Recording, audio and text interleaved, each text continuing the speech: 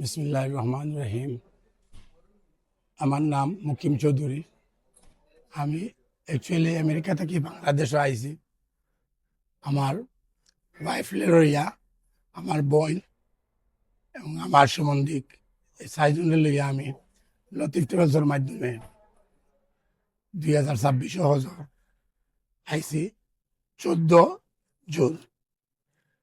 আলহামদুলিল্লাহ এখন পর্যন্ত আমরা প্রায় 42 দিন হয়ে গেছে, যাওয়ার সময় হয়ে গেছে।